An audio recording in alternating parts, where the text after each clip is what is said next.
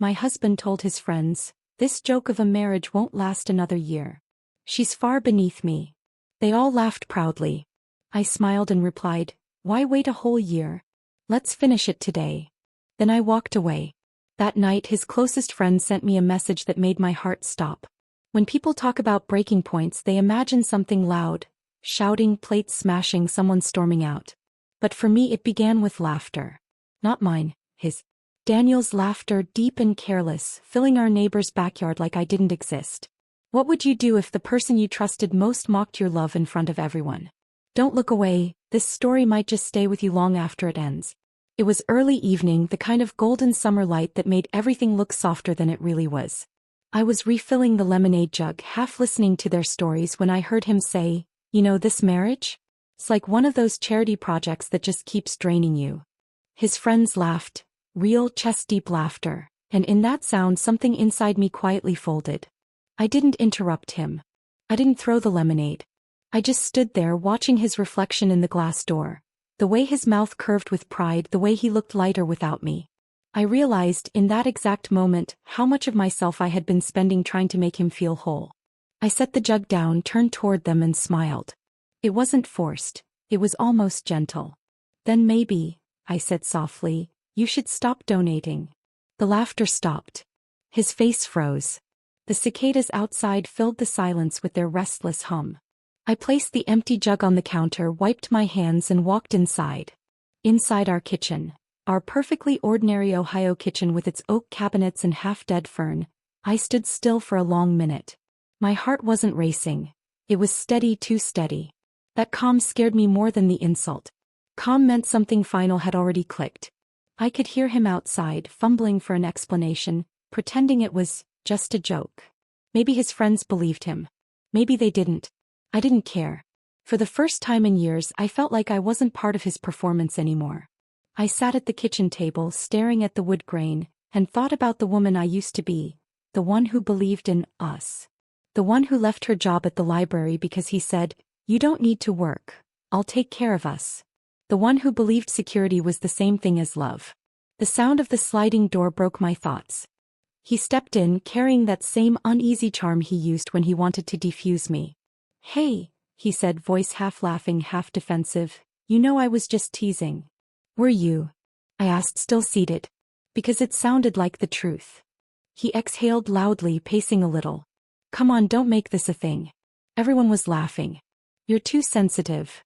That line, "you're too sensitive," was his favorite shield. The first time he said it, years ago, it made me doubt myself. Tonight it just made me tired. "I'm not angry," I said quietly. "I just finally heard what you think of me."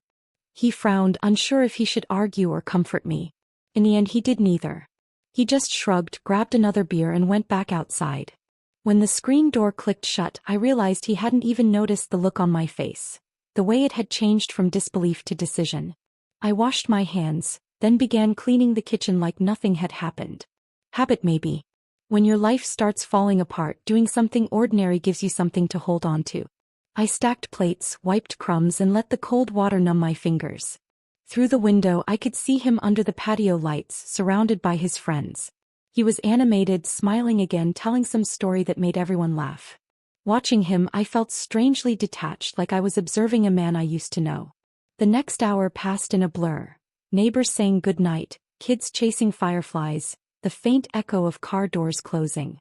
By the time I stepped outside, only Daniel remained, sitting on the deck, staring into his phone screen. The glow lit up his face in cold blue light. "Everyone gone?" I asked. He nodded without looking up. "Yeah. Good night, huh?" "For you," I said. He finally looked at me, sensing something in my tone. "Don't start." "I'm not starting," I said. "I'm finishing." He smirked, not understanding. "You're still mad about that joke?" "It wasn't a joke," I said simply. "But it's fine. You've made your point. I'm beneath you." He laughed again, smaller this time, almost nervous. "You're blowing this out of proportion." "Maybe," I said, stepping closer. "But you'll remember this conversation." And before he could respond, I turned and went inside. That night I didn't cry. I didn't pack. I didn't even argue. I just lay awake, staring at the ceiling fan turning in slow circles. slicing through the silence. It was almost midnight when I heard his phone buzz on the nightstand. He was already asleep, snoring lightly beside me. I told myself not to look. But after everything, curiosity felt like survival. I picked up the phone. A message from a name I didn't recognize. Had fun tonight. You really shouldn't tease her like that, she might actually leave one day. I didn't scroll further. I just placed the phone back down, heart steady again. Whoever she was, I didn't need her name. The tone said enough. Familiarity, private jokes, the kind of intimacy that doesn't belong to strangers. I turned toward Daniel. Even asleep, he looked smug. One arm thrown over the pillow, lips slightly curled, like a man who thought he could never lose. That's when I realized how quiet betrayal can be. It doesn't always come with shouting or slammed doors. Sometimes it's just a sentence at a barbecue, a smirk, a message that confirms what your heart already knew. I got up and went to the kitchen. The lights from the street spilled through the blinds, casting thin stripes across the counter. The lemonade jug was still there. Condensation melted into small puddles. I grabbed a towel and wiped it, not to clean but because I needed to do something. In the background, the refrigerator hummed. A train whistle sounded somewhere far away. I leaned against the counter and whispered, "So this is it." The words didn't echo, they didn't need to. I thought about the years, 15 of them, spent managing his moods, adjusting to his expectations, forgiving the little humiliations he called teasing. Every anniversary, every argument, every apology that felt rehearsed. It's strange how love can become a routine. How you wake up one day and realize you've been maintaining a version of yourself that only exists for someone else's comfort. By 2 a.m. I was sitting on the porch steps, barefoot, wrapped in an old cardigan. The air smelled like rain. A stray cat padded across the street, tail flicking. The house looked peaceful from the outside. Lights off, curtains drawn, the kind of stillness that hides everything broken inside. I thought of leaving right then, grabbing the keys, driving until the sun rose. But something held me there, something unfinished. Maybe it was pride. Maybe it was exhaustion. Maybe I wanted him to see what it looked like when I finally stopped trying. The porch light flickered once before going out, leaving me in half-darkness. I stayed there until the sky began to pale, until the quiet felt heavier than sleep. When I finally went back inside, Daniel was still snoring, phone by his side, face turned away from me. I stood there watching him breathe, wondering how long he'd been gone from me, really gone, long before I noticed. The clock read 5:12 a.m. I turned off the alarm he'd set for work. He wouldn't need it today. I walked to the closet, pulled out my purse and checked for my keys and ID. Then I looked around the room. Our framed wedding photo on the dresser, the travel postcards we never used, the slippers he bought me last Christmas. They all looked like props from someone else's life. Before stepping out, I took one last look at him and whispered, "You were right about one thing, Daniel. This marriage won't last another year." Then I closed the door behind me, soft enough not to wake him, but loud enough to end something that should have ended long ago. The click of the door behind me was softer than I expected. For a second I stood in the driveway, staring at the quiet house as dawn began to break. The world looked calm, dew on the grass, faint mist over the street, birds testing their voices. Nothing about it matched what I felt inside. I got into the car, turned the key and watched the dashboard lights flare up. My hands were trembling, but not from fear. It was that strange, cold calm that comes after too much pain, when you've finally accepted that something has ended. I drove without direction. The streets were empty, just the orange glow of streetlights flickering off wet pavement. Every intersection looked the same, every turn meaningless. After 15 years of marriage, I couldn't even decide which road led away from my own life. I stopped at a red light near the diner where Daniel and I used to go on Sundays. The same neon sign buzzed in the window, open 24 hours. I almost laughed. It felt like a cruel joke, the idea of something being open when I felt completely closed. For a moment I thought about going in, ordering coffee, pretending I was just another early riser heading to work. But the thought of sitting in a booth alone, surrounded by couples and truckers, made my throat tighten. I drove on.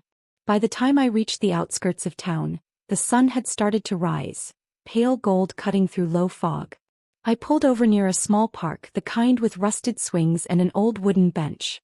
I sat there, engine off, silence loud enough to hear my own heartbeat. And that's when the memories came. Not the good ones, those fade first. The sharp ones stay. The dinners where he scrolled through his phone instead of talking to me. The way he corrected me in front of guests, then laughed and said, "I'm just kidding, honey." The look in his eyes when he realized I still noticed his cruelty.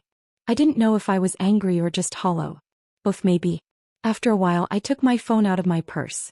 No messages. Not from Daniel. Not from anyone. I'd spent so many years being the one who checked in, the one who texted first, the one who apologized. Now there was no one left to reach for. The day blurred. I found a gas station, filled up, and bought a bottle of water I didn't drink. The cashier, a young man with sleepy eyes, told me to have a good one. I nodded, but the words didn't register. As evening came, I realized I had nowhere to go. Our town was small. Everyone knew everyone. Checking into a motel here would make tongues wag. But I didn't care anymore. Let them talk. I pulled into the old Maple Rest Motel, the kind of place travelers use when they don't plan to stay long.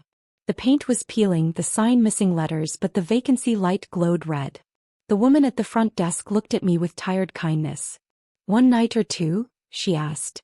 "One," I said. Then after a pause, "Maybe two." She slid a key across the counter, the kind with a plastic tag that said room 6. The room smelled faintly of bleach and old carpet. The air conditioner rattled in the corner. I sat on the edge of the bed and stared at the floral bedspread, wondering if every woman who'd ever sat there felt as lost as I did. For a long time I just listened, to the hum of the air vent, the ticking of the wall clock, the faint traffic on the highway outside. It was the first silence I'd had in years that wasn't tense or heavy. Just empty. I went into the small bathroom, washed my face, and looked at myself in the mirror. My eyes looked older than I remembered. Not just tired, used. Like I'd been living on borrowed time inside someone else's story. I whispered, "You're free," just to hear it out loud. The words sounded strange, unfamiliar, almost foreign. Hours passed. The clock said 7:45 p.m. when I decided to go out for food. I found a diner down the street, ordered a sandwich I barely tasted, and listened to the couple in the next booth argue about vacation plans. Ordinary people, ordinary problems. I envied them. When I got back, my phone buzzed. For a heartbeat, I thought it might be Daniel. Maybe he'd realized what he'd done. But it was a message from an unknown number. "You did the right thing leaving. Don't go back." No name. No context. Just that. I read it twice, confused. I didn't reply. Maybe it was a wrong number. Or maybe fate was strange like that, sending you comfort from faceless strangers when the people you love stay silent. I lay down on the bed, still dressed, shoes kicked off, lights dimmed. The sheets felt rough. The hum of the air conditioner filled the room. My mind wouldn't stop replaying that barbecue, the sound of his laughter, the look on his face when I walked away. He didn't chase me. That was the part that hurt most. Not once had he called out my name. Not once did I hear the door open behind me. He let me go like I was never real to him. I rolled over, staring at the cracked ceiling. I tried to remember the first time he made me laugh, the first time he held my hand. But the memory wouldn't come. It had been replaced by the image of his smirk, his friends' laughter, the casual cruelty of it all. It's strange how love dies, not with betrayal's grand explosion, but with slow, deliberate erosion. One small insult at a time. At some point I must have fallen asleep because when I woke up the digital clock read 1:27 a.m. My mouth was dry, my head heavy. The air conditioner had gone silent. Outside, a truck passed, headlights slicing through the curtains for a brief moment. I sat up, heart pounding for no reason, and checked my phone again. Still nothing from him. I thought about calling him, just to hear his voice, to know if he cared even a little. But pride is a heavy thing when it finally wakes up. I put the phone face down and forced myself to breathe slowly. That's when I realized something important. I wasn't scared of being alone. I was scared of starting over. Scared of not knowing who I was without him. I'd spent so long orbiting his moods that I'd forgotten how to exist on my own. I got up, opened the motel window, and let the night air in. It smelled of rain and highway dust. Somewhere in the distance, thunder rolled. A few raindrops hit the sill, cold against my fingers. I let them fall, tracing the path of one down my wrist. I whispered again, quieter this time, "You're free." And for the first time I almost believed it. When morning came, I didn't rush to leave.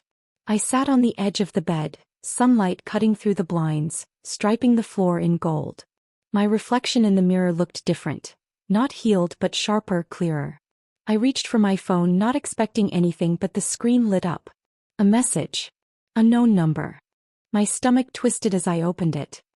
He told his friends you'd come crawling back. Don't prove him right. No name again. But I knew exactly who it was. Mark. His best friend. I stared at the message until the words blurred. My hands went cold. It wasn't just the humiliation. It was the confirmation that Daniel's betrayal went deeper than I'd imagined.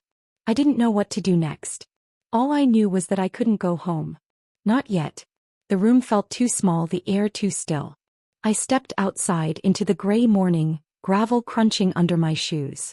The rain had stopped, leaving puddles that reflected the empty sky. For the first time in years, there was no plan, no schedule, no one waiting for me. Just the road, the quiet, and the words that broke me still echoing in my head. Cruel, casual, unforgettable. I started walking, not toward home, not toward anyone, just away. The motel door swung shut behind me, locking on its own with a soft metallic click. I didn't look back. The air that morning felt heavy, like the world had forgotten how to breathe. The rain had stopped, but the sky was still gray, a dull stretch of cloud that seemed to press down on everything. My shoes soaked through as I walked along the shoulder of the empty road, gravel crunching under each step. I didn't know where I was going, only that I couldn't stand still. A pickup passed, spraying cold water across my jeans. I barely noticed. The silence after the engine faded was louder than the sound itself. Every few minutes I'd reach into my pocket and touch my phone. Not because I expected anything, but because the weight of it reminded me that the world was still out there, even if mine had stopped moving. I found a small diner off the highway and went in mostly to get warm. The bell above the door gave a half-hearted ring. Inside, the smell of coffee and frying bacon clung to the air. A man in a baseball cap read a newspaper at the counter. The waitress, maybe in her 50s, looked up from wiping a table and gave me a polite nod. I took a booth in the corner, ordered black coffee, and stared out the fogged window. A billboard across the street read, "Start fresh, start today," advertising some rehab clinic. I let out a short breath that almost passed for a laugh. That's when my phone buzzed. It was the same unknown number as before. My chest tightened. I hesitated, thumb hovering over the screen before opening it. You shouldn't trust him. He's been lying to you for a long time. For a second I thought it might be some cruel prank. But then before I could reply, another message came through, this one with a photo. Daniel standing outside a restaurant I didn't recognize, his arm around a woman I'd never seen. She was younger, mid-30s maybe, with a confident smile. He wasn't looking at the camera but at her, his hand resting on her waist like it belonged there. The photo wasn't recent. I could tell by his jacket, one he'd donated last winter. My heart didn't race this time. It just sank like a stone dropped into deep water. I typed back, "Who is this?" The dots blinked for a few seconds. Then, "It's Mark. I thought you should know." Mark, his best friend. The man who stood next to him at our wedding, who ate at our table almost every weekend. I felt my stomach turn. I deleted the messages before I could talk myself out of it and pushed the phone face down on the table. My reflection in the chrome napkin holder looked foreign. Pale, small, unrecognizable. The waitress brought my coffee. "You okay, hon?" she asked, studying me. I nodded. "Just tired." She left without pressing. I wrapped my hands around the cup, letting the heat sting my fingers. The rain started again, soft but steady. Each drop hitting the glass felt like punctuation to thoughts I couldn't organize. I had walked out thinking I'd left humiliation behind, but now I saw it had only followed me, quieter, sharper, waiting for the right moment to twist. I couldn't sit there any longer. I paid, left a few bills on the table, and stepped outside. The air smelled like wet asphalt and coffee grounds. I walked back toward the motel, each step slower than the one before. When I reached the door I froze. The curtains were half drawn, the lights still off. The key in my pocket suddenly felt like an anchor. Inside, the room was dim, gray light filtering through the thin fabric of the curtains. I sat on the edge of the bed, unlocked my phone again, and stared at the picture. The angle was clear, too familiar to dismiss as gossip. Mark sent one more message while I watched the rain crawl down the glass. He told her you were sick. Said you couldn't handle being alone. My throat closed. Sick. That word stuck to me like oil. It didn't make me angry at first, just empty. All the years I'd taken care of him, cooked his meals, remembered his mother's birthday, paid the bills on time while he played provider. And this was what he told people when I wasn't around. I didn't text Mark back. I didn't trust him either. He'd sat at my table, laughed at Daniel's jokes, maybe even known about this woman long before I did. Guilt can make a man reach out, but it doesn't make him innocent. I couldn't stay in that room. I grabbed my bag, checked out without meeting the clerk's eyes, and drove. The wipers squeaked over the windshield, useless against the sheets of rain. Somewhere between the highway exits, instinct took over. I turned toward home. It wasn't a conscious decision, just muscle memory guiding me down familiar streets. The closer I got, the more surreal it felt. The mailbox, the maple tree, the cracked driveway, all the same but different now. I parked at the curb, engine idling. The house looked smaller than I remembered. Maybe it always was. I unlocked the front door and stepped inside. The smell hit first, his cologne mixed with detergent. Everything looked untouched. His jacket on the hook. His coffee mug in the sink. My shoes by the mat where I'd left them. For a moment I stood there, half expecting him to walk in from the den, annoyed, asking where I'd been. But the silence was absolute. I walked through each room like I was visiting a museum of my own life. Cautious, detached, memorizing details that used to belong to me. In the office, papers covered his desk. Receipts, envelopes, a half-empty whiskey glass. That's when I saw it, a small brown folder partly tucked under a stack of bills. Inside were loan documents, insurance forms, and a property file with his signature, and a line for a cosigner left blank. My name had once been there. Not anymore. I flipped through the pages. The date on the removal request was from 6 months ago. He'd filed it quietly, making sure everything, the mortgage, the house, the accounts, pointed back only to him. My stomach clenched. It wasn't just the affair. It wasn't just the words or the laughter. He'd been preparing to erase me long before I walked out. The rain outside grew heavier. A drop slipped from my hairline down my temple, cold as realization. On his desk beside the folder lay a photo of us, taken years ago at Lake Erie. I was laughing, hair windblown, face turned toward him.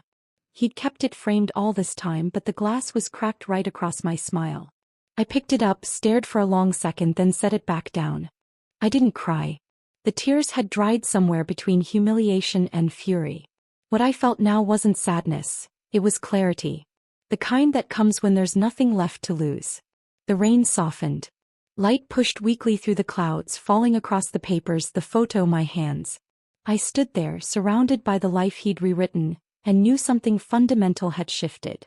I gathered a few clothes, my wallet, the folder, and my father's old silver watch from the drawer.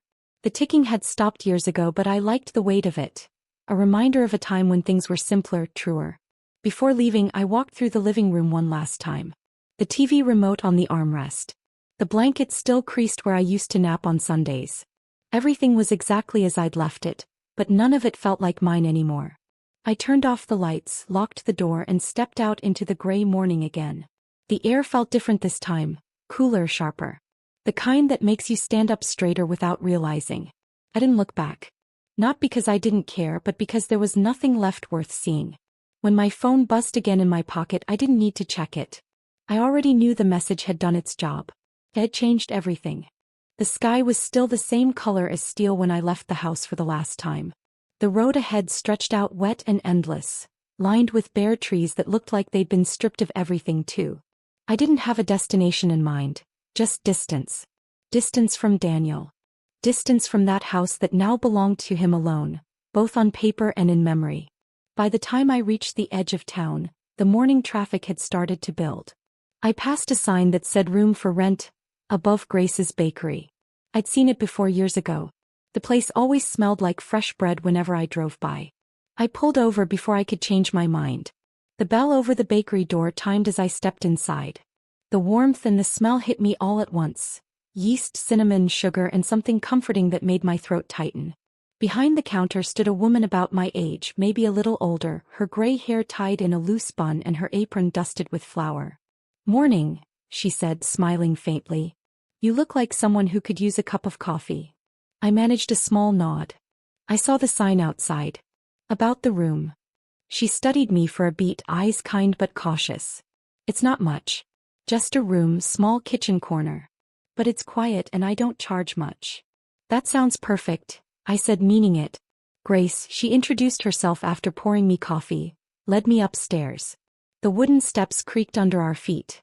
The apartment was exactly as she'd described. One small room with pale yellow curtains, a twin bed, and a window overlooking the main street. The air smelled faintly of sugar and rain. I don't need references, Grace said softly, as if she already understood what I was running from. Just be good company sometimes. I can do that, I said. That night I unpacked the few things I'd brought. The clothes from my car, the folder of papers from Daniel's desk, and my father's old watch. I set the watch on the nightstand even though it didn't tick anymore. Somehow, its silence made the room feel less empty. The next morning, the smell of baking bread woke me before sunrise. I lay in bed listening to the muffled sounds below, the whir of mixers, trays clattering, Grace humming faintly to herself. When I finally went downstairs, she was pulling loaves from the oven, her face glowing from the heat. "You're an early riser," she said without looking up. "I couldn't sleep," I admitted. "Then you'll fit right in." I started helping her without asking. Washing trays, wiping counters, passing flour jars. She didn't question it, just nodded occasionally, like having someone there was natural. The bakery opened at 7. Locals trickled in. Construction workers grabbing donuts, mothers with toddlers, old men who lingered over coffee and gossip. I watched them quietly, their lives simple and whole, and felt like a ghost drifting between them. After a few days, the rhythm of the place became my anchor. Mornings in the bakery, afternoons upstairs, evenings sitting by the window with a cup of tea. The world outside moved on, and I tried to convince myself that was okay. Then on the 5th morning I found a voicemail from Daniel. His voice was clipped, efficient. "Hey, I hope you're all right. We'll handle the divorce civilly. No need to make this complicated." That was all. No apology, no regret. Just a man managing a transaction. I listened to it twice, not because I missed him but because I needed to hear how cold it sounded. The words didn't hurt, they confirmed what I already knew. Love had long left that house. Now he was just cleaning up what remained. When I told Grace I'd finally gotten news from home, she gave me a look that said she wouldn't pry. Instead, she handed me a cinnamon roll fresh from the oven. "Eat something warm," she said. "It helps." And strangely it did. The days blurred after that. Rain fell for a week straight, soft and constant, washing the streets clean while my mind stayed cloudy. I started reading again. Old novels from Grace's shelf, the kind I used to love before marriage turned every spare minute into compromise. One afternoon as I was wiping tables, Grace looked at me and said, "You know, people don't heal by sitting still. They heal by doing something that reminds them they're alive." I thought about that all evening. Her words didn't make me cry, they made me restless. That night, unable to sleep, I pulled out the old folder from Daniel's desk and spread the papers across my bed. The rain tapped at the window. The faint scent of yeast drifted up from below. I looked through every page, the missing signature lines, the altered forms, and realized that what he'd done wasn't just betrayal. It was calculation. I stared at my name, crossed out, erased, replaced, and whispered, "Not anymore." But I didn't know what "anymore" meant yet. The next morning, Grace found me already awake, sitting at the counter with an untouched cup of coffee. "You look like you've seen a ghost," she said gently. "I have," I replied. "I own." She smiled at that, the kind of smile that comes from understanding more than she says. "Well, ghosts still eat breakfast." Said. I made biscuits. We ate in silence. The warmth of the food grounded me in a way I hadn't felt for weeks. Later that day I drove to the edge of town, to a small storage facility with rows of identical metal doors. My father's things had been there since he passed, and I hadn't visited since the funeral. The clerk recognized my name and led me to Unit 27. The door creaked as it rolled up. The air inside was cool, smelling faintly of dust and paper. Boxes were stacked neatly, labeled in his tidy handwriting. Tools, books, documents. I sat on an overturned crate, ran my fingers over the faded labels, and felt something shift quietly inside me. My father had been a simple man, honest, patient, steady. He used to say, "Always keep your records straight. People can lie, but paper doesn't." Those words echoed now as I opened one box after another. Old ledgers, tax receipts, journals. Each page felt like a message he'd left for me, not about money but about clarity, about truth. In one notebook I found a photo of him and me at the lake, my hair in pigtails, both of us laughing. He'd written on the back, "For when you forget who you are." I pressed it to my chest and let the tears come quietly this time, not from loss but from remembering. Remembering that before Daniel, before marriage, before humiliation, there had been me. When I left the storage unit, the sun was setting. The air was cool, the kind of cool that wakes you up rather than chills you. I drove back to the bakery with the window cracked, the scent of wet leaves drifting in. Grace was closing up when I walked in. "Find what you were looking for?" she asked. "I think I found what I lost," I said softly. She nodded, wiping her hands on her apron. "That's a start." Upstairs, I placed my father's photo beside his watch on the nightstand.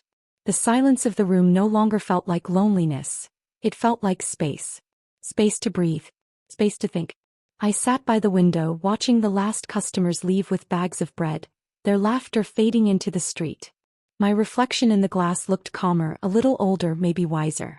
The days ahead were still uncertain, but for the first time since leaving that house, I didn't feel hollow. Just quiet.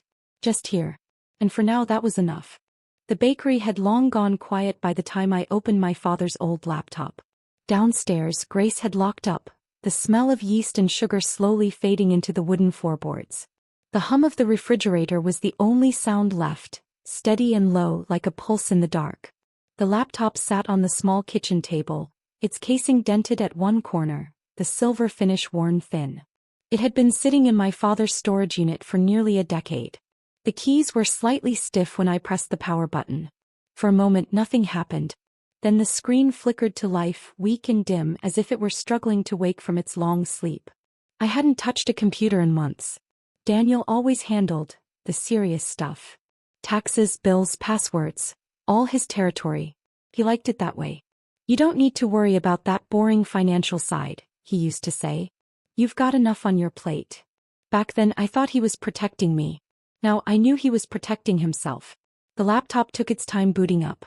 When the home screen appeared, I was startled to see Daniel's name in one of the user profiles. My father must have lent it to him years ago for work, and Daniel never bothered to delete his files. My chest tightened as I clicked it open. The desktop was cluttered, random folders labeled reports, invoices, budget 2020, and one marked private. The word looked harmless enough, but my hand hesitated over the trackpad. It was late. The bakery lights downstairs had been turned off for hours. The street outside was dark, except for a single flickering lamppost. I opened the folder. Inside were dozens of spreadsheets and PDFs. My name appeared in the titles of several. Joint account overview, mortgage revision, transfer history. My pulse quickened as I clicked through them one by one. At first it was hard to understand what I was looking at. Rows of numbers, columns of dates, transactions with vague labels. Then I started noticing patterns. Withdrawals in even amounts timed right after his paychecks hit. Transfers from our joint account to one labeled DW Investment Holdings. The initials sent a chill through me. Daniel Warren. My husband. I scrolled further, the glow of the screen reflecting off my coffee mug. The numbers didn't lie. He'd been siphoning money slowly, deliberately over the past 2 years. Small enough amounts to escape my notice, but consistent. Dozens of them. Each one felt like a knife drawn quietly in the dark. I leaned back in the chair, staring at the file list. I wanted to believe there was some mistake, that he'd been saving for something, maybe even for us. But deep down I knew the truth. He'd already erased my name from the mortgage. This was just another layer of the same plan. The air in the room felt thinner. The hum of the fridge grew louder, or maybe I was just hearing my own heartbeat in the silence. I opened another folder labeled Consulting Records. It was filled with invoices billed to companies I didn't recognize. When I checked the contact email, my breath caught. He'd used mine. My name. My identity. My trust. He'd billed thousands under my email address, funneling payments into one of those private accounts. The dates lined up with the times he told me we couldn't afford a trip, or when he said we needed to cut down on expenses. I pressed my hand over my mouth, eyes stinging. Not from surprise, from humiliation. He hadn't just betrayed me. He'd used me as cover. The clock on the microwave blinked 12:47 a.m. I shut the laptop for a moment, pressing both hands against its cool surface. That's when my phone buzzed. I froze. For a second I thought it might be Daniel. Maybe he'd realized I'd found something. But when I picked it up, the name on the screen made my stomach twist. Mark. I stared at it for a few seconds before answering. Why are you calling me? His voice came through low, uneasy. Because you need to know what he's doing. My grip on the phone tightened. You've already told me enough. No, he said. You don't get it. He's bragging. He told people at work that he's set for life, that he made sure you'd walk away with nothing. I heard him with my own ears. The sound of my own breathing filled the silence between us. Why are you telling me this now? Because I can't stand him anymore, he said quietly. And because you don't deserve it. I didn't respond. I didn't trust him, not completely, but something in his voice sounded sincere or maybe just tired. He used your name on fake invoices, Mark continued. Said it made taxes cleaner. I told him it was risky, but he just laughed and said, "Who's going to check? She trusts me completely." I closed my eyes, gripping the edge of the table until my fingers ached. You should have stopped him. I tried, Mark said. He didn't listen. Pause. Then quieter. I'm sorry. Before I could reply, he hung up. I sat there, phone still pressed to my ear, listening to the static emptiness that followed his voice. The laptop screen had dimmed to black. I touched the mouse pad and watched the files flicker back into view, the numbers glowing coldly against the dark. Each document, each line was a truth he'd buried, and I was just now digging up the grave. I copied everything to a flash drive I found in the drawer beside the table. The sound of the transfer, that soft digital chime, felt like the slow beat of a drum. Evidence. Proof. When it finished, I unplugged it and set it beside my father's watch. Both small. Both silent. Both worth more than anything Daniel ever gave me. Outside, a car passed, headlights sweeping across the bakery wall, casting moving shadows through my curtains. The night had deepened. The rain had returned, tapping gently against the glass. I leaned back in the chair, letting the rhythm of it settle me. My hands were still trembling, but not from fear anymore. It was something sharper, a steady current under my skin. I opened the laptop one last time and scrolled through his emails. Most were business-related, dry and formal. But one near the top stood out. It was from a week before I'd left. The subject line read, "Finalized accounts." The message inside was short. "All transfers complete. She won't see a penny. DW. My breath caught in my throat. He'd planned everything. Every laugh, every apology, every false reassurance. All part of the performance. I closed the laptop, the click echoing in the quiet apartment. Downstairs, I heard Grace's cat jump from a counter, followed by a soft thud of paws on wood. The world went on, ordinary and calm, while I sat frozen under the weight of the truth. The watch beside the flash drive reflected the faint light from the screen. My father's watch. Daniel's files. One symbol of honesty, one of deceit. Both sitting side by side on the same table. I stared at them until my eyes burned. There was no dramatic outburst, no scream, no tearful collapse. Just stillness.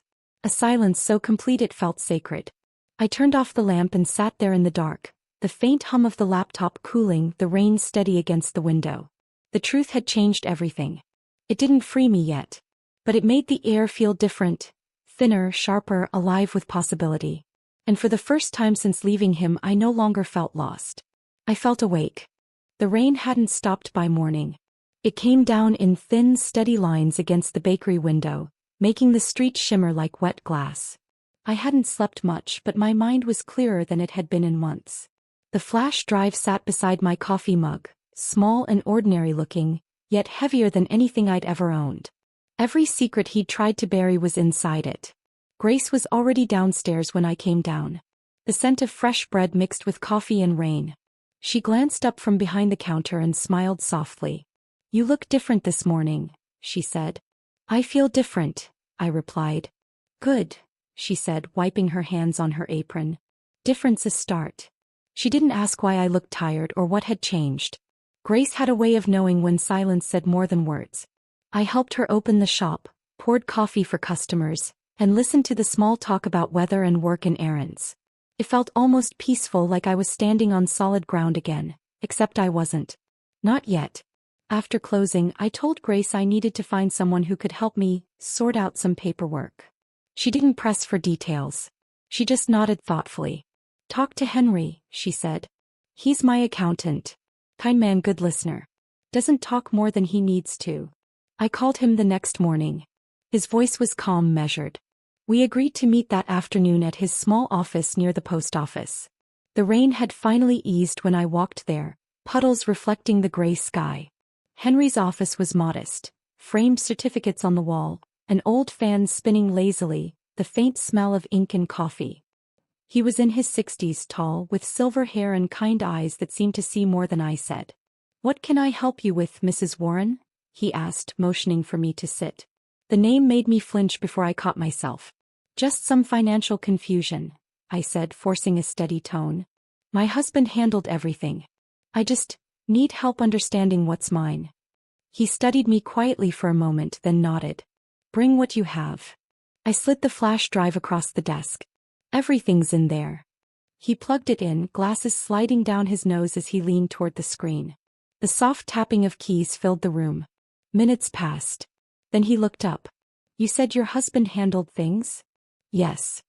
He exhaled slowly, eyes narrowing at the numbers. "These aren't standard transfers. They're layered. Money moving through secondary accounts, some in company records. I've seen this pattern before." I clasped my hands to stop them from trembling. "What does it mean?"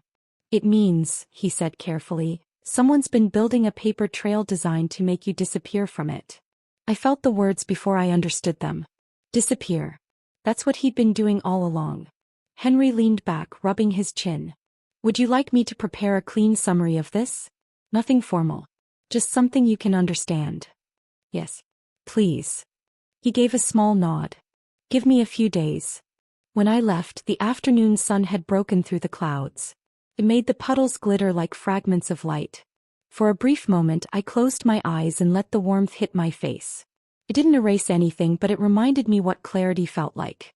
That evening I worked late with Grace, cleaning counters and boxing pastries for the morning. She hummed while she worked, the tune low and steady like comfort made sound. "Henry will help you," she said casually as if she'd read my thoughts. "He's quiet, but he knows his way around messy truths." "I think I need that," I said. Grace gave me a half smile. "Most of us do eventually." The next few days passed in quiet motion. I baked, cleaned, watched the morning rush come and go. The rhythm of the bakery steadied me. Yet beneath the calm I could feel something shifting inside, a purpose that grew heavier by the hour. By the third afternoon Henry called. "You should come in," he said. When I arrived he slid a folder across the desk. Inside were printed statements and notes. "I went through everything," he said. "Your husband didn't just move money. He fabricated business expenses through his company. Claimed deductions using your name." I stared at the paper, my reflection faint on the glossy surface. "So he committed fraud." "In simple terms, yes." My voice came out quieter than I intended. "And you can prove it?" He nodded. "This file alone would be enough to raise questions. Serious ones. But it's up to you what you do with it." I closed the folder slowly, feeling its weight. "Thank you, Henry." He studied me a long moment. "Are you safe?" I looked up. "I'm fine." "Good," he said. "Because once you see the truth this clearly, you can't unsee it." That night, back in my small room, I sat with the folder on my lap. The lamp cast a pale yellow circle across the table. The bakery below was silent, save for the occasional creak of wood. I traced the edges of the papers, each one a piece of the puzzle that used to be my marriage. There was a strange peace in knowing. Pain, yes, but clean pain, not the muddy kind that comes from doubt. A few days later, Grace asked if I'd help her deliver leftover bread to a nearby women's shelter. I agreed. The shelter was a small brick building on the edge of town, with peeling paint and a faded sign that read Haven House. Inside it smelled like detergent and coffee. A few women sat together at a long table, folding donated clothes. They looked up as we entered. Grace greeted them warmly. "This is Margaret," she said, introducing me. "She's helping me out." They smiled, tired, polite smiles, the kind you learn to give when you've had to start over too many times. As we handed out loaves, one of them, a young woman with freckles and a baby asleep in her lap, said quietly, "It's nice what you're doing." Most people forget about us once they leave. Her words stayed with me. After that, I started visiting once a week. Sometimes I baked cookies, sometimes I just listened. Their stories weren't all the same, but the rhythm was familiar. Trust broken, escape, rebuilding. Each one carried a strength they didn't know they had. And in listening, I found pieces of myself returning. One evening as I was leaving, one of the older women touched my arm. "You've got that look," she said softly. "What look?" I asked. "The one we all get before we decide to stop being afraid." Her words followed me home like a quiet echo. That night I couldn't sleep. I sat at the table again, the folder open, my father's watch beside it. I started rehearsing what I'd say when I finally faced Daniel. Not angry words. Those were too easy. I wanted calm, controlled ones. The kind that cut without shouting. I practiced in whispers. "You thought I'd break. You thought I'd vanish. But I was listening. Watching." I rehearsed how I'd look at him, steady, unshaken, until the image felt real. Outside, the city was asleep. The rain had stopped, replaced by the hum of streetlights and the distant sound of a passing train. I imagined Daniel somewhere in his polished world, unaware that the silence he left behind had turned into something sharper. When the clock hit midnight, I closed the folder and placed it back in the drawer. My reflection in the dark window stared back at me, not fragile, not lost, just waiting. The plan wasn't written down. Didn't need to be. It was already alive in me. In my stillness, in my breathing, in the calm that comes before a storm no one sees coming. The morning of the dinner arrived colder than it should have been for spring. A pale wind cut through the streets, carrying the faint smell of rain and car exhaust. I watched it all through the bakery window while wrapping a loaf of bread Grace had set aside for me. My hands didn't shake. They hadn't in days. Grace walked over, flour dusting her sleeves. "You've been quiet this week," she said softly. "Thinking." "Finishing," I replied. She looked at me a moment longer, then smiled the way mothers do when they understand something they'll never say out loud. "Go make it count," she whispered. I went upstairs to change. The blue dress hung at the back of my closet, the same one Daniel once told me wasn't my color. I'd almost thrown it away years ago. Now as I slipped it on, the fabric felt different. Lighter.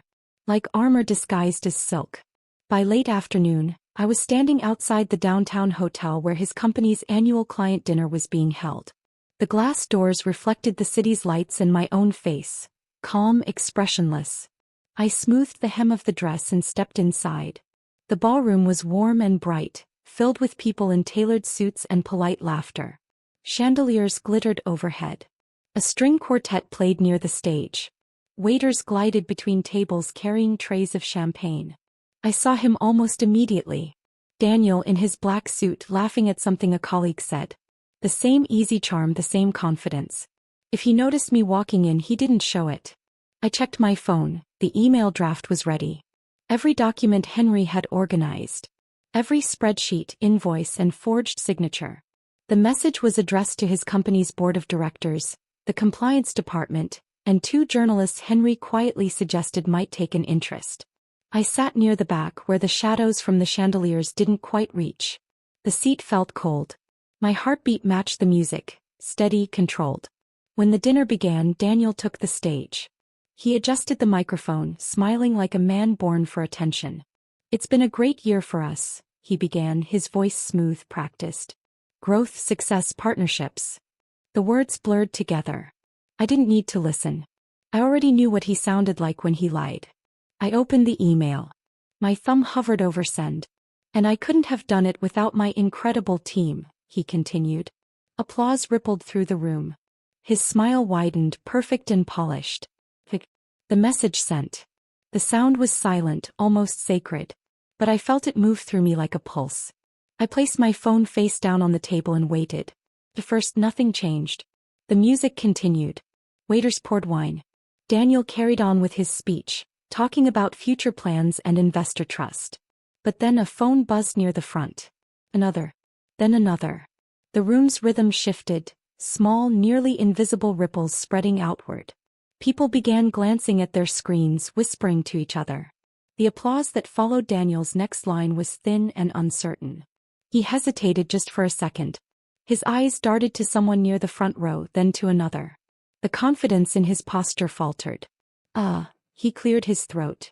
As I was saying, transparency is... Buzz. Buzz. This time it was louder. Dozens of phones lighting up at once. The sound of murmurs replaced the music. Heads turned. A few people were already standing, whispering near the exits. Daniel's smile strained. If everyone could. A man in a gray suit from the front table stood abruptly. Daniel, can we talk outside for a moment? The microphone squealed as Daniel stepped back. Tao's not the best. It's urgent, the man said flatly. Another executive rose beside him, holding a phone, face pale. The room grew quiet. Even the string quartet had stopped. Only the faint hum of the lights filled the silence. Daniel looked around, confusion creeping into his expression. Then he saw me. Our eyes met across the ballroom. For a second he didn't move. His face didn't twist or harden. It simply froze like he'd seen a ghost. I didn't smile. I didn't flinch. I just looked at him, calm, steady, unbroken. Then I stood up. The scrape of the chair on the floor was the only sound in the room. He took a half step forward, away from the stage. What are you doing here? He said, voice low but sharp enough to carry. Finishing, I said. The words seemed to hang between us, echoing faintly under the crystal lights. 2 security guards appeared near the doors. The man in gray spoke to them quickly. One nodded and approached the stage. Daniel turned toward them, his voice rising. Wait, what's this about? There's been some kind of mistake. But the man from the front held up his phone. You should see this. Daniel's hand trembled slightly as he took it. He scrolled once, twice, then stopped. The color drained from his face. His jaw tightened, but no words came out. A hush swept through the room, heavy and suffocating. The guards stepped closer. Sir, we need you to come with us. This is ridiculous, he sputtered, looking around, desperate for someone to back him up. These are private documents. This is taken out of context. No one spoke. The same colleagues who'd once clapped for him were staring at their phones, their faces lit by blue screens. Some exchanged looks of disbelief. Others simply avoided his eyes. I picked up my purse and walked toward the exit, heels clicking softly against the marble floor. Every step felt lighter than the one before. As I passed the stage, Daniel called out, "Margaret, wait." I paused only for a heartbeat, then turned. Yes. His eyes were wild now, the charm gone. You did this. I met his gaze evenly. You did this, I said quietly. He opened his mouth, but the guards were already leading him away. The whispers grew louder behind me, like a tide coming in. I turned and kept walking. The air outside was cool and damp. Cars passed along the main road, headlights washing over the hotel steps. I stopped at the curb, watching my reflection ripple in the puddles. For the first time in years, I didn't feel small. The weight on my chest, the quiet dread that had followed me through every morning and night, was gone. In its place was something clean. Stillness. I heard a voice behind me. Mark. He stood under the awning, hands in his coat pockets. He had it coming, he said simply. I looked at him for a long moment. There was no triumph in his tone, just truth. I know, I said. He stepped forward slightly. What are you going to do now? The question hung between us, soft and harmless. I glanced toward the streetlights, where the rain had begun again, gentle and persistent. I think, I said, I'm finally going home. Mark nodded, then turned away. The hotel doors closed behind him, muffling the noise inside. I stood there a little longer, feeling the rain touch my hair, my hands, the edge of my dress. The blue fabric darkened with water, clinging to my skin. I didn't move. When I finally walked toward the corner, the night seemed quieter. Every sound sharper, every breath easier. Behind me, the ballroom lights glowed through the windows, gold against the dark sky. A world still spinning, still noisy, still full of people who'd never know what it felt like to take back your voice after years of silence. I didn't need them to know. I only needed the rain, the rhythm of my footsteps, and the knowledge that for once Daniel Warren was out of words. The rain followed me halfway home. By the time I reached the bakery, my dress was soaked and clinging to my skin, but I didn't care. The world outside had gone quiet, just the hum of passing cars and the soft hiss of water against the pavement. When I unlocked the back door, the familiar scent of bread and sugar met me like a gentle hand on my shoulder. Grace was sitting at one of the small tables, a teapot between her hands, her eyes lifting as soon as she saw me. She didn't ask how it went. He didn't need to. There was something about her gaze, steady, knowing, that told me she understood. "You're drenched," she said softly, standing to pour me a cup. "I walked," I replied, hanging my coat by the door. "I figured," she said, sliding the cup toward me. "Sometimes it's the only way to think." The tea was hot and floral, steam curling into the air between us. I wrapped my hands around the cup and felt the warmth seep through. Neither of us spoke for a while. The clock on the wall ticked softly. The smell of yeast lingered from the evening bake. Grace finally broke the silence. "It's over, isn't it?" I nodded. "It is." Her mouth curved into the faintest smile. "Good." We didn't toast or talk about victory. We just sat there listening to the rain fade into the distance. The peace that settled in wasn't loud or triumphant. It was quiet, like the air after a storm. The following morning I woke before dawn. The city was still asleep, the sky painted in soft gray and pink. I opened the window and let the cool air in. It smelled clean, almost new.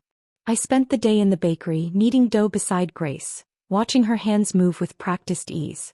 There was comfort in the rhythm: fold, press, turn. The dough gave under my palms, warm and alive. Customers came and went. Faces I'd come to recognize, voices I knew by sound if not by name. One of them, a young woman with tired eyes and a nervous smile, lingered at the counter. "Your bread's the only thing that helps me sleep," she said quietly. Grace chuckled. "That's the yeast working its magic."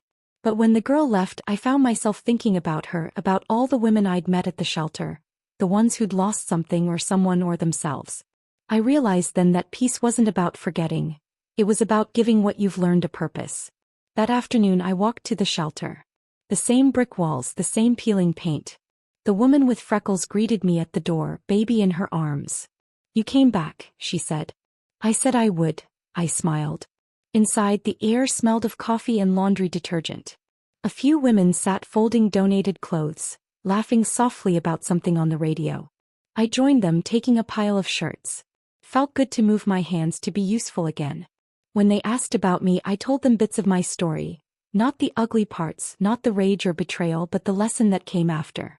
How survival doesn't always roar. Sometimes it whispers, "Keep going." They listened in silence.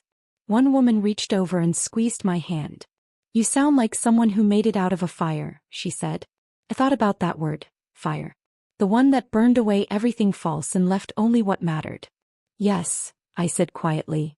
"And I'm still here." The weeks slipped by softly after that. Grace let me take on more shifts. I learned how to run the register, how to tell when the croissants were done just by smell. The days were simple. Morning light through the window, laughter over coffee, evenings spent reading or walking by the river. One evening I received an envelope in the mail. No return address. Inside was a short letter from Henry, the accountant. "Your husband resigned from the company. They're auditing all his records. You did the right thing. I hope you found some peace." I folded the letter carefully and placed it in my drawer. There was no satisfaction in it, just closure. A few days later I decided to visit my old house. The lawn was overgrown, the mailbox leaning slightly. A for sale sign stood crooked near the curb. Through the front window I could see the faint outlines of furniture covered with white sheets. The air smelled faintly of lilac. My old perfume maybe still clinging to the curtains. I unlocked the front door with the spare key I'd kept hidden for years. The silence inside was heavy but not haunting. I walked through each room slowly. The kitchen, the living room, the bedroom where light fell across the floor in perfect rectangles.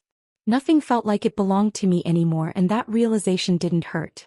In the bedroom I took my wedding ring from my pocket. It had been sitting in a small glass dish on my nightstand for months, untouched. I placed it gently on the dresser beside the folder of documents. The same one Henry had prepared. Let the house keep them both, I thought. They belonged to the past. As I turned to leave, I noticed the photo still hanging in the hallway. Daniel and me at Lake Erie, years younger, smiling into the wind. I didn't take it down.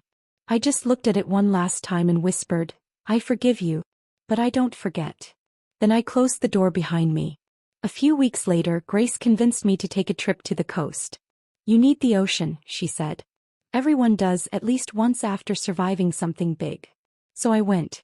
The air by the shore was sharp and salty, the wind carrying the sound of waves like a steady heartbeat. I walked barefoot along the wet sand, the water cool against my ankles. The horizon stretched endless and bright. No walls, no boundaries, just space. I sat down on a weathered piece of driftwood and took my father's watch from my pocket. The glass was cracked, the hands still frozen at 11:32. It had stopped years ago, but somehow that felt right. Some moments don't need to move forward, they just need to be remembered. I held it in my palm, feeling its familiar weight, and smiled. The sky began to shift, gold bleeding into orange, then into soft blue again. I closed my eyes and listened to the waves, to the laughter of children somewhere down the beach, to the distant call of a gull overhead. For the first time in years, my thoughts didn't circle around what I'd lost. They rested on what I'd found: peace, quiet, purpose. I thought of Grace downstairs baking bread, of the women at the shelter rebuilding piece by piece, of my father's voice telling me that paper tells the truth and time heals what people can't. I thought of the woman I used to be, afraid, apologetic, half asleep in her own life, and whispered a silent goodbye. The tide came in slowly, touching my feet and pulling away again, like the world breathing in rhythm. I looked out at the water one last time and said softly, "I'm still here." The wind carried my words out over the waves. And in that moment, I realized peace isn't something that finds you. It's something you choose, even after the fire, even after the ashes settle, even when the smoke still lingers. You stand, you breathe, and you choose it. If this story touched you, don't forget to subscribe. Every story here reminds us, revenge isn't always loud. Sometimes it's quiet, powerful, and deeply human.